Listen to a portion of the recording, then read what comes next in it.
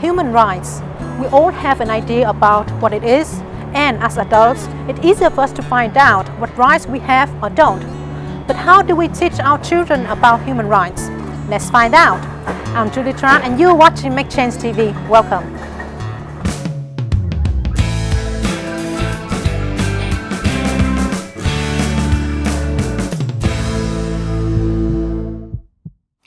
We've been invited to the home of Tia Molvig, who is the founding director of Close the Gap. Welcome to MakeChangeTV. Thank you, Julia. It's really nice to have Close the Gap on board at MakeChangeTV. So, Close the Gap is the non-profit organization which you recently started. Can you please tell me shortly about it? Well, I started Close the Gap a year ago. It's a local NGO here based in Lyngby, but working all throughout Copenhagen. And our focus is on global empowerment via local engagement. And that is primarily because we want to shift the discussions away from charity within the NGO world in terms of working with human rights initiatives, both locally and also globally. I also find very interesting what you have is human rights education. Yes. And I think it's quite pioneering actually. So can you tell me more about it? Well, exactly in elaboration and in conjunction with global empowerment via local engagement is that when I sat and really had a life dream, a vision of making an NGO, well, where do we really need another NGO?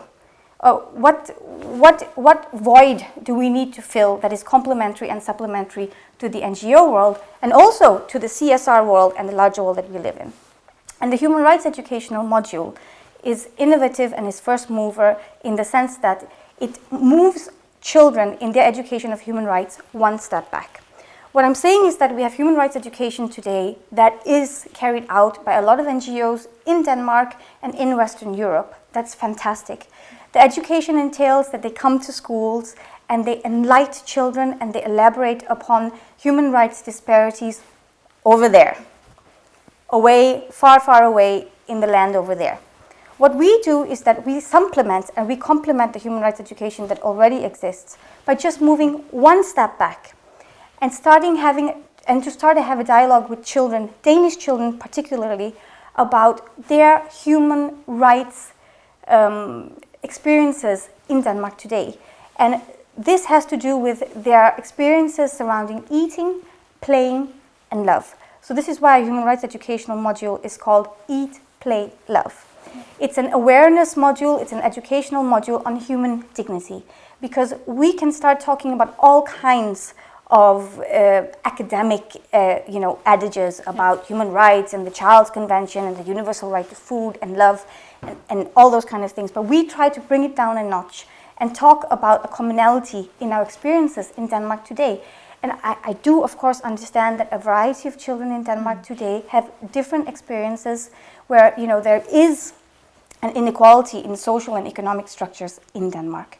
However, the point of our module is to become aware of and to celebrate the human rights joys that children in Denmark do have the ability to enjoy.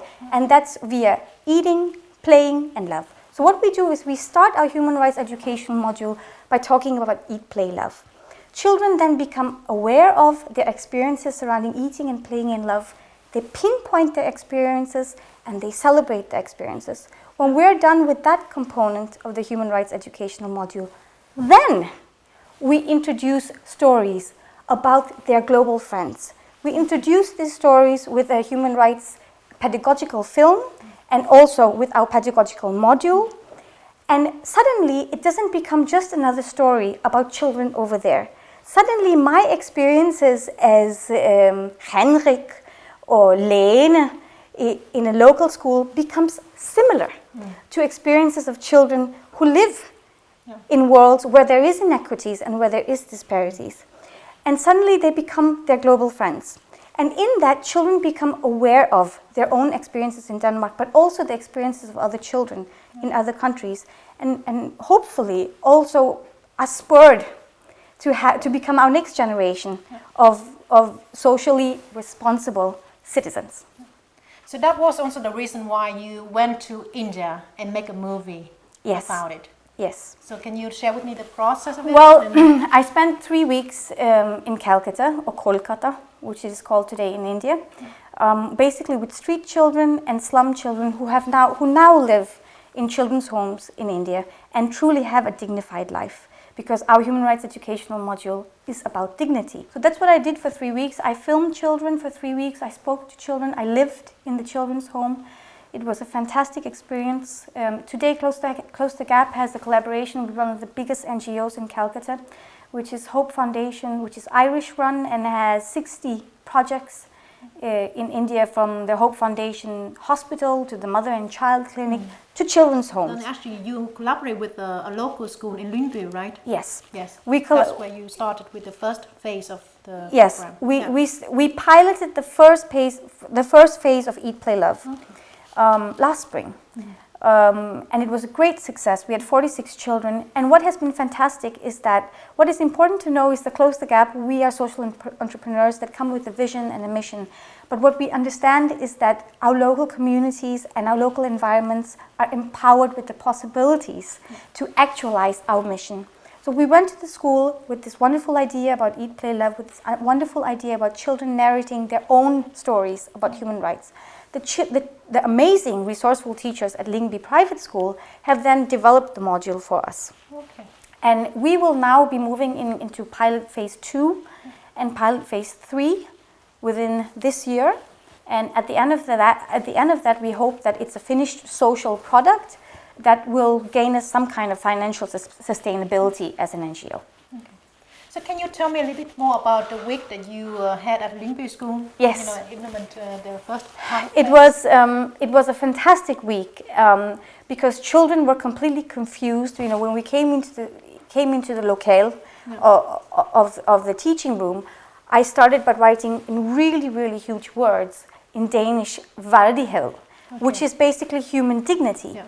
And they thought they were going to be eating and playing and talking about friendship, which we also did. But the entire point of human dignity as the anchor of who we are is the essence of our module. And what it did is that children who never thought it was so important to get their food were suddenly aware of the way in which they eat during special occasions, with their grandmothers, when they were in daycare, when they're on holiday. And they had many, many stories to tell about their own experiences, where they really showed us already that they celebrate their experiences. Yeah. And what was very fascinating was that we start 3 days with Eat, Play, Love, the Danish children's experiences. Then we show them the pedagogical film of children's experiences also surrounding Eat, Play and Love in Calcutta. So children tell the same stories based on the experiences when they lived on the streets, and now based on their experiences in the children's home. And what the children really were amazed at was the fact that also when these children in India lived on the streets, they also had the right to human dignity. And in many small ways, some children said, for example, when they lived on the street, they refused to eat from the garbage. So they would go a week without eating and just drinking water, until someone came to them with cooked rice. So what it shows is that we all, regardless of at which structural and societal level we find us in, have the ability we have the right to, but we also have the ability to utilize our human dignity in some degree or another. We ended our module with me coming into school on Friday, wearing a sari, and eating exactly the food that the children ate while they were on the street to begin with, and then the food that they ate in the children's home, because the children basically get the same food 7 days a week with small variations in the children's home in India until they grow up and they leave the home. And the children in Denmark said, ugh, oh my God, I would die. But at the end of the week, when they understood what it was like to just have rice or no food, they started having role play about how fantastic it was to sit on the floor and eat with their hands on a banana leaf.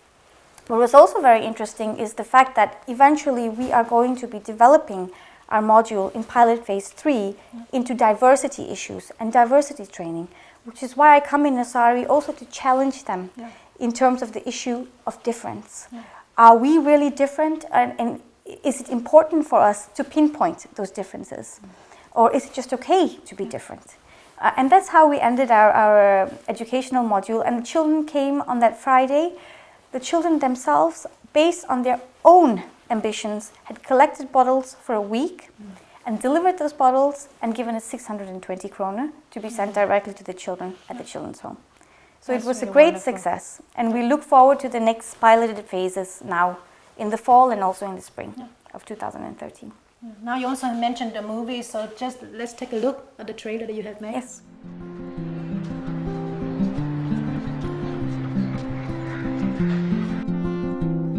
Jeg hedder Bijer, jeg er 14 måneder gammel.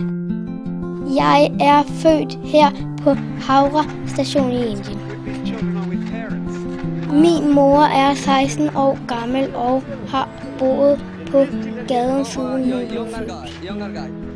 Hun er meget fattig, og hun kender ikke min far.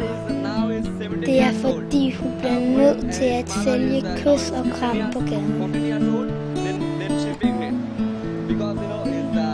Jeg bor på det her tæppe og har gjort det siden jeg blev født.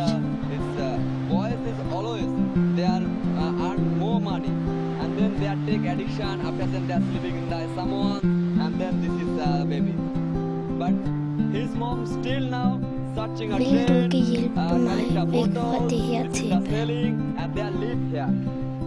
They're living in this on the carpet. On this carpet, and they have.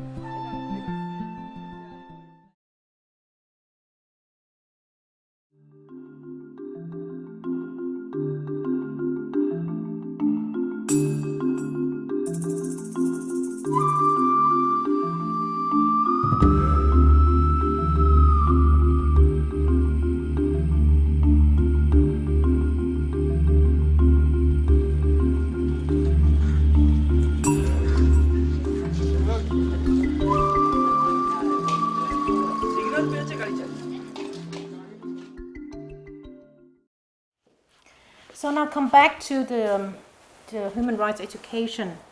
What is the future plan for it? I mean, do you want to roll it out in every school in Denmark and also in the Nordic regions? Or? Yes. So that would essentially be our utmost dream. We have a vision and our mission, but we have to remain local and anchored in what we do right now within the schools that we do work with.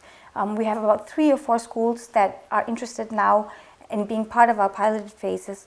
But our hope is to ensure that this educational module is rolled out in all schools in Denmark, and essentially bringing it over to Norway and Sweden, and God knows where our ambitions for ensuring awareness surrounding human dignity via Eat, Play, Love can go. But right now we're starting one school at a time, and we are one step at a time. One step at a time, as is the challenge of all social entrepreneurs. But as is also the challenge of combining being an NGO with social entrepreneurship is the challenge of financial sustainability. Yeah. So as long as someone within the communities in which we are anchored in the formal institutions of states or local governments are interested in supporting our work, the sky's the limit. Or maybe not even the sky is the limit, because beyond the sky, there's a limit. Yes, it is unlimited, but it is our dream to ensure that all children globally will be able to narrate their own stories, both about the human rights joys that they're able to experience, to witness on a daily basis, but also the human rights, human dignity joys that other children in other worlds are both able to experience and are also disfranchised from. So this is our dream. Eat, Play, Love is our dream. First of all, it reminds me of the book Eat, Pray and Love. Yes, that's right. Yes, by Elizabeth Gilbert. Yes. Also a very nice book. A very wonderful book Yes, as well. exactly. What I really love about your education is that I believe that through action, you create a bond of empathy, among the children. Yes. Because when they also see, okay, the children from India is also you're doing the same thing and Yes. have the same needs, and Yes. that's really create Exactly. empathy for Yeah. each other. You know? Well, I think Julia, that's what makes you such a fantastic social entrepreneur, is that you really understand the true essence of action, because action is a combination of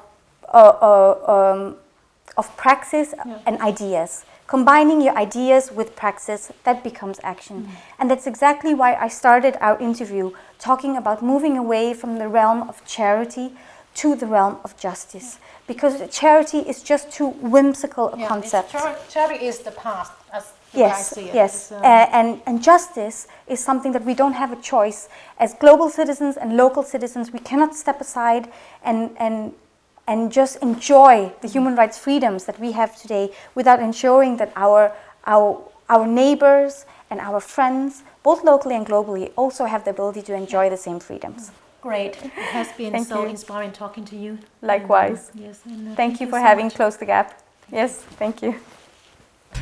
Thank you so much for watching the show, and please remember to connect with me through different social media platforms, Facebook, Twitter, Google+, and also sign up with your email to get more information about MakeChangeTV and our upcoming episodes as well. So thanks for watching, and remember to smile and shine. Bye!